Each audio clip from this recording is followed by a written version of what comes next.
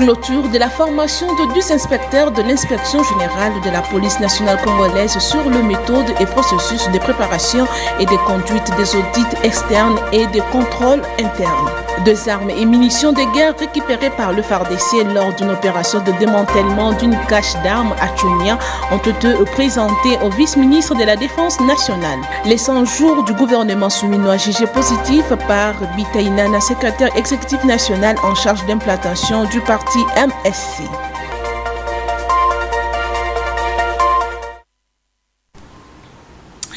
Merci de nous avoir choisis pour vous informer. Mesdames et messieurs, bienvenue dans cette session d'information. Dans l'actualité, le chef de l'État est arrivé le dimanche à New York aux États-Unis d'Amérique pour prendre part à la 79e session de l'Assemblée générale des Nations unies. Suivez ces reportages.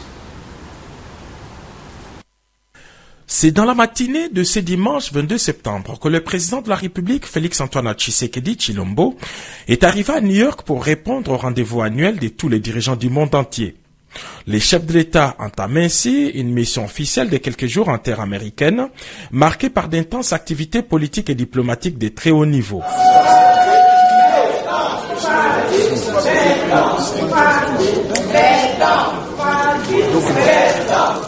Au cours de la 79e session de l'Assemblée générale des chefs d'État et des gouvernements qui s'ouvre ce mardi, le président Félix Tshisekedi va prendre la parole du haut de la tribune pour donner sa vision sur des questions des politiques nationales et internationales.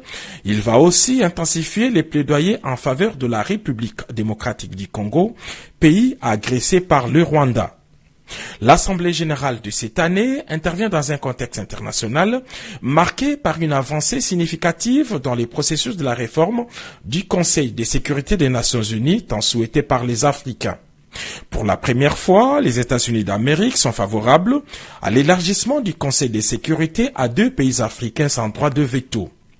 Plus grand pays francophone du monde et pays solution au réchauffement climatique mondial, la République démocratique du Congo est un prétendant sérieux parmi les 2 nouveaux pays africains membres du Conseil. Par ailleurs, la RDC attend aussi son élection le 9 octobre prochain au Conseil des droits de l'homme des Nations Unies, un événement qui va sceller davantage les retours de la RDC dans les girons des grandes nations grâce à la diplomatie active du président Félix-Antoine Tshisekedi Tshilombo.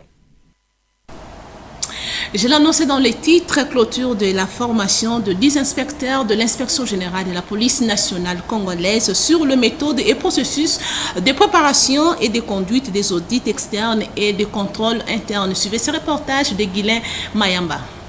Général.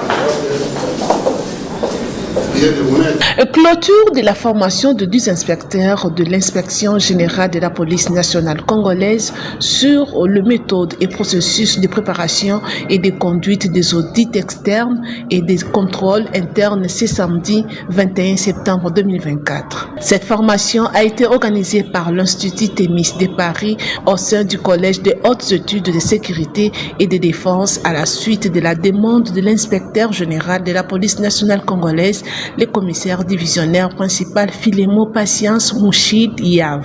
Durant 3 semaines, soit du 2 au 20 septembre 2024, aux côtés de leurs collègues de l'inspectorat de FARDC, ces 10 inspecteurs de la police nationale congolaise ont suivi avec abnégation cette formation qui les place à ce jour parmi les futurs formateurs congolais à la matière. À l'issue de cette formation, ils ont reçu leur brevet de participation en présence de l'IGPNC et d'autres autorités policières et militaires présentes à la cérémonie de clôture. Une satisfaction pour le patron de l'inspection générale de la police nationale congolaise, le commissaire divisionnaire principal Filémo Patience Mouchid Yav, qui a salué la collaboration avec l'Institut Thémis de Paris. Il a en outre émis le vœu de voir ces 10 inspecteurs mettre en pratique les leçons apprises pour la bonne marche de l'IGPNC.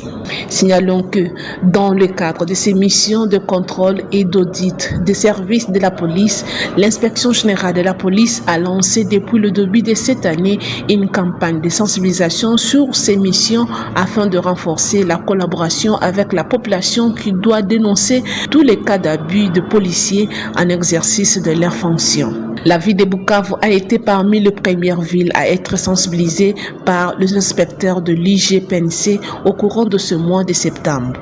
Les différentes organisations de la société civile ainsi que des autorités communales de quelques communes de la ville de Bukavu ont été sensibilisées sur les missions de l'IGPNC, mais également de la collaboration qui doit exister entre la population et l'IGPNC pour dénoncer tout acte d'abus des policiers en exercice de son travail.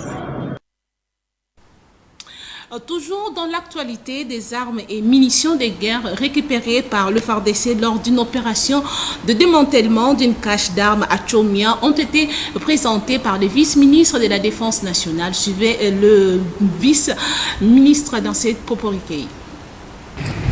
Nos hommes ont été projetés à Tchomia avec des drones et voilà, nous avons été guidés par ces mêmes membres de cette communauté-là. Ils nous ont guidés jusque là où étaient enterrées ces armes, Excellence, les armes que vous êtes en train de voir. Il y en a 29 et un PKM comme vous le voyez là-bas. Voilà ce qu'ils ont eu. Et vous allez vous poser la question, vous allez dire non mais est-ce que c'est seulement avec les 29 armes-là qu'ils ont attaqué? Non. Non, il y en a plus. Petit à petit, les langues se délient. Les langues se délient.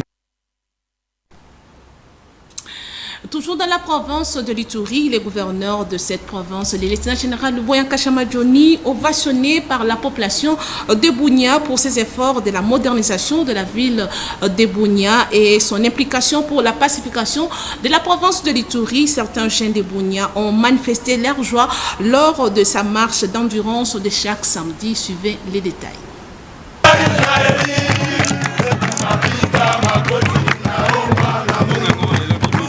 C'est honorifique que quelqu'un fasse un bien dans sa province. En Ituri, c'est une coutume que les populations demandent la miséricorde de Dieu et ovationnent le gouverneur militaire à chaque fois qu'il effectue sa marche d'endurance.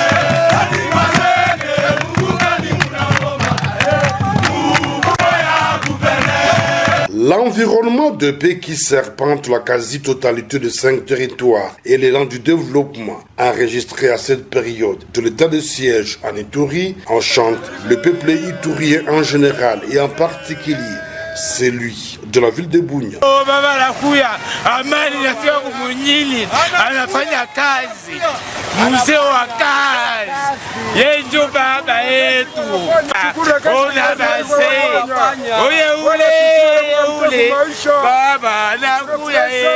C'est la scène observée ce week-end lors de la marche pédestre du lieutenant-général Luboya Kashamadjoni, du début jusqu'à la fin, du boulevard de l'aéroport en passant par le quartier Bankoko, en pleine modernisation, le rond-point Sonance ainsi que l'axe Tenbe jusqu'à la prison centrale de Bunia. Rien qui de merveille. Rappelons que le sport militaire qu'exerce le premier citoyen de la province de l'Ituri le permet de garder et redynamiser le lien social avec la population.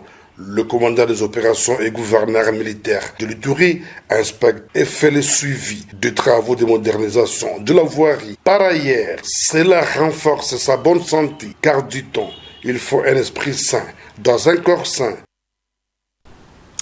Je l'ai annoncé dans le titre, les 100 premiers jours du gouvernement souminois, jugés positifs par Bita Inana, secrétaire national exécutif en charge d'implantation du parti MSC. Selon lui, le MSC n'est pas en euthanasie, il reste toujours dans la lutte pour le changement. Il est au micro de Djibril Bakama. Le MSC que je viens représenter sur ce plateau est satisfait du bilan des 100 premiers jours plutôt du gouvernement Judith Souminois. Nous enregistrons des avancées significatives, notamment dans les secteurs de la justice et du tourisme. Vous avez vu les projets ambitieux du tourisme qui va conduire le secteur du tourisme, qui va révolutionner le secteur du tourisme, notamment la construction des villages touristiques à travers le pays, à travers tous les sites touristiques naturels tout comme artificiels. Donc c'est un projet ambitieux qui examiné en Conseil des ministres et adopté. Donc nous restons confiants. Ayant des représentants au sein des institutions de la République, au sein des assemblées politiques délibérantes et au sein du gouvernement, je ne peux pas accepter que les MSC soient considérés comme étant en euthanasie. Les MSC que dirige Laurent Batumona ne sera jamais en euthanasie. Le petit silence que vous constatez, que l'opinion constate, est dû par rapport à la réplique stratégique après les élections de 20 décembre 2023.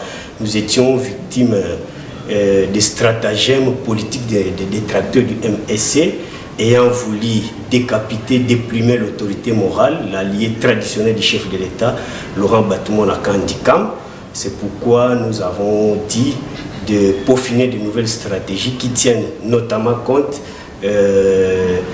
des nouvelles structures politiques émergentes sur la scène nationale et internationale pour pouvoir maintenant démarrer avec efficacité, efficience et précision. Voilà pourquoi je vous confirme ici, étant patron du recrutement et d'implantation, que le MSC est en bonne santé. Nous enregistrons jour et nuit, chaque jour, chaque semaine, chaque seconde, des adhésions massives de hautes personnalités du pays. Parlant aux religions dans ce journal, il s'est tenu le week-end dernier au siège de la communauté des églises miracles de la Croix du Christ en collaboration avec les réseaux de femmes, leaders du réveil, la toute dernière réunion préparative de 2 grandes journées de conférences d'investiture 2024 à Sultani Hotel. Sarah Kindela et Fanny Chiswaka signent ces reportages. Il était question lors de cette rencontre de mettre en place les dernières dispositions pour la bonne marche de ces 2 grandes journées de conférences. De prime abord, ces assises étaient ouvertes par une exhortation faite par la révérende Aimée Coutinho qui s'est apaisantie sur l'importance de la prière, car c'est par la prière que chacun saura son appel, tiré du livre de 1 Samuel 3, le verset 4. Je parle à une servante, restez fidèle à Dieu, ne tâtonnez pas, comme nous voyons les hommes tâtonner pour servir le Seigneur. Quand ça ne marche pas, sois en train de prier, sois en train de gêner, sois plus en chaîne de prière. Sous une forte atmosphère, ces instants étaient une bénédiction pour ces femmes venues de partout. Au sortir, la révérende Aimée Coutinho a lancé une invitation à toutes les femmes et quelques femmes de ces réseaux se sont exprimées en ce terme.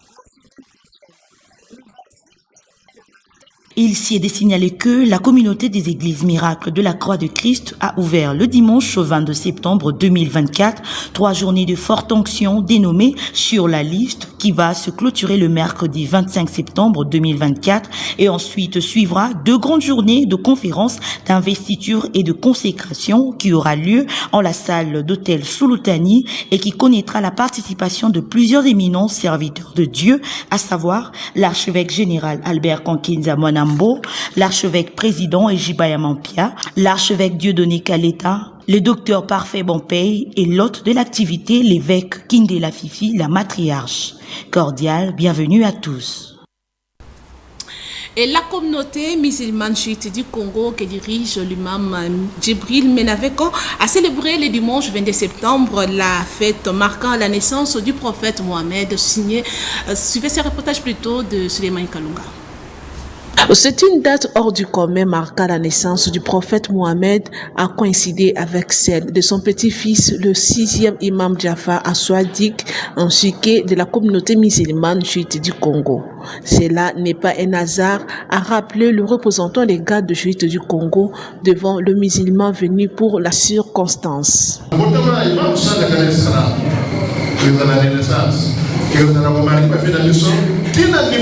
yakapeka misoba jafari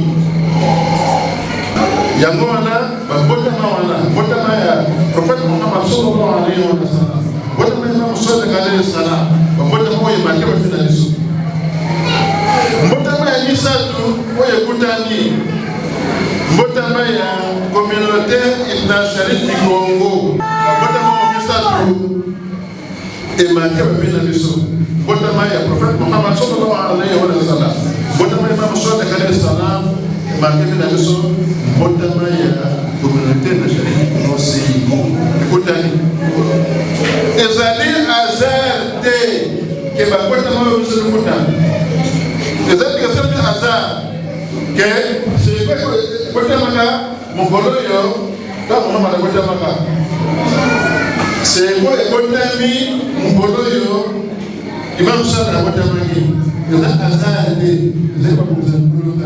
Tour à tour, deux intervenants ont appelé le musulman à leur responsabilité vis-à-vis de la communauté. Le lot de la communauté la mission. RDC c'est un problème de délai. Communauté la mission c'est un problème de délai.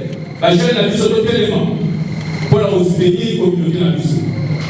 Pour cette année, vous n'aurez plus l'assistance, vous en avez soutenu, il n'y aura personne qui va venir vous soutenir. Ici est de noter que le prophète Mohamed était né le 17 Rabiul Awwal du calendrier linéaire. Les caucus de députés nationaux de la ville-province du Nord Kivu, conduit par l'honorable Safari Nginizi Jacques, a été reçu par la ministre d'État en charge des affaires foncières, Akasia Bandoubola, dans son cabinet de travail. Les explications avec Clarisse Chibanda. Safari Nginizi Jacques a été reçu par la ministre d'État, ministre des Affaires foncières à Kassabandoubou Mbongo dans son cabinet de travail. Ces élus légitimes du peuple congolais ont remis à la ministre d'État un mémorandum où ils dénoncent des spoliations de terrains publics et privés, ainsi que plusieurs dossiers de conflits fonciers dans les différents territoires et villes du Nord Kivu. À Goma, ces élus nationaux dénoncent la spoliation de l'espace de marché Kitutu et Kayembe, le déguerpissement des plus de 2000 ménages de la zone frontalière depuis la Grande Barrière jusqu'à Litig sans aucune autorisation. Tentative de spoliation de 52 hectares appartenant au privé au quartier Mugunga. Plusieurs parcelles publiques vendues, vente du cimetière public de l'UTG, vente des parcelles avec de titres sur le Mont Goma. Pourtant, c'est un espace dangereux aux habitations. Dossier, association coopérative de groupement d'éleveurs du Nord Kivu. Nous avons rencontré la ministre très disposée à nous écouter. On a échangé à bateau rompu sur des questions qui concernent les concessions foncières au Nord Kivu. Elle nous a présenté ce qu'elle est en train de faire pour essayer un peu d'assainir ce secteur. Parce qu'en fait, comme vous le savez, c'est un secteur très sensible. Beaucoup d'opérateurs politiques, économiques se livrent à la spoliation des concessions de l'État. Mais nous l'avons rencontrée engagée à finir cette spoliation. Elle a pris des mesures qu'elle a proposées au gouvernement pour que désormais, celui qui s'engage à spolier une concession de l'État, un immeuble de l'État, soit sanctionné. Et bouclons ce journal par cette information. Le vendeur du marché Ziguida dans la commune de Kinshasa ont curé les caniveaux des avenues Dima et Plateau dans l'objectif de rendre propre cette partie de la capitale qui permet d'exercer leurs activités. Suivez ce reportage de Djibril Bakamba et Julia Mwamba. Les personnes chargées de l'assainissement du marché Ziguida ont pris l'initiative de faire le curage de caniveaux qui ont été bouchés et qui ne permettent pas l'eau à bien circuler, rendant ainsi les marchés insalubres. Pour accompagner la vision du gouverneur de la ville, dans l'objectif de rendre la ville de Kinshasa propre, la population demande le soutien du gouvernement afin de les doter des outils qui les permettent à bien faire ce travail. Bazo bimisa ba kiré ba caniveau et puis en plus pour ça maman yé j'ai évoqué madame c'est bien la mboka nous on a biloko boye l'état congolais ce qui a eu initiative a eu engagement ya boye a eu mituka qui boye tiango ta 500 000 na mboka il y a par semaine ils évoqué biloko au secteur na mboka il y a beaucoup de gens qui n'ont pas de travail ba jeune ba c'est belé papa ta ba autre mbalé belé au bado musala l'état congolais ce qu'on tire le fisc par semaine ba jeune ba 100 000 balles a tire ba mituka o belé papa est-ce que vous en savez ba ni ko sala boye en tout cas ça fait plaisir et ça mbala moko boyité bango ba yaka une fois na yenane une fois siko so ba évoquer biloko o bimi ba ngoli ngote siko monte que basala ngoli ngote mais ne basali boye quand motu bana ye évacuer mo et data 3 moko te 3 ngoli et boaki là ça sera bien. Mais les alaki va salité zate bomona kini ko magitoko maezo kule bien bino siko bozu va salité no tobotoni siko to kenende ko patiner bien te mae ko kule do ko tele na bandaku fait ya salité mais boye ça va boye calme to sepeli mikolo no to bosala kaka boye ko tikate ko continuer mboka ngo ko magitoko. Notons que, c'est la saison pluvieuse, l'autorité urbaine est invitée à jouer pleinement son rôle. Merci. C'est la fin de ce journal. Merci de l'avoir choisi. Nous vous retrouvons prochainement. Place au rappel des principaux titres.